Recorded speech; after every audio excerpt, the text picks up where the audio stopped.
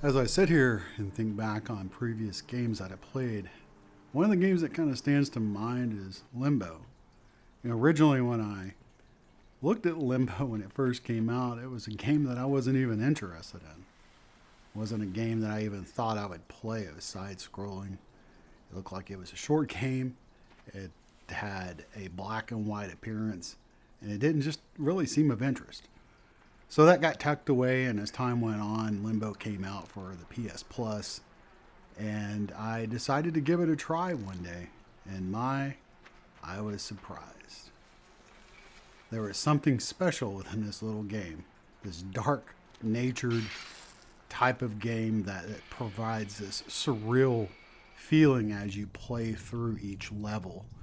Each time you have to get through a chapter and progress to the next chapter by solving little puzzles. And as you progress deeper into the story, a story that's not told with words, a story that's told by actions and things seen on screen, you get this deep feeling that there's something else going on. Something that you're not quite sure of yet until you reach the next stage, the next scene. Limbo is an interesting game. It's a dark game. It's a brutal game. It's one that you generally find yourself doing over and over and over through trial and error.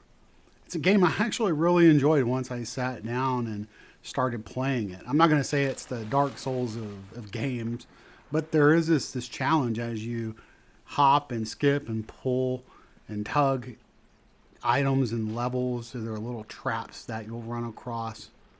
It's a game that really provided me with a sense of adventure in a way, something that's often missed in a lot of games. And as the story's told through the eyes of what you're seeing, what you're experiencing, you kind of get an appreciation for what the game really has to offer. Limbo has a dark setting behind it. It's extremely dark. The game is black and white. There's no color. There's a hue of flickering lights in the background. A lot of times you're taking audio cues in the game of sounds that you might hear, rushing water or a popping or a clicking or something that is off screen that you don't see, that you're about to come up on a danger, a present danger. A tire maybe that comes rolling down a hill, or fire, or a trap. And that's the thing with Limbo. It's all about traps. So you'll find yourself dying and then progressing and then dying and then progressing over and over and over. Limbo is a game that I feel we should need that type of genre. I think we need more of it. I feel like this is something that we just don't see enough of. We see more of it now. You see more side-scrolling games, but you just don't see this type of puzzle offshoot dark nature game to where you run into a trap and boom, you die. Your head goes falling off and tumbling down a hill, or you dive into some water thinking, oh, I'm going to swim through that. No, your character can't swim.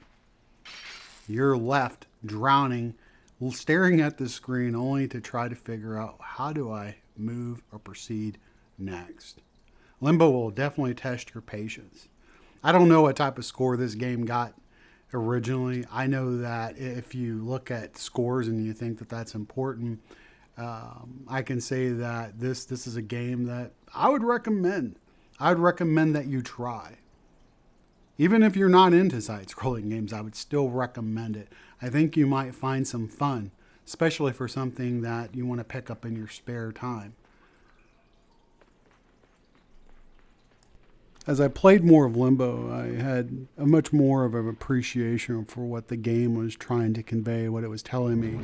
The thought process of me having to use my brain versus just taking a gun and running around and killing people. It actually made me think. It made me look at the game and try to figure out how to progress through these levels, and what I might have initially thought would have worked didn't.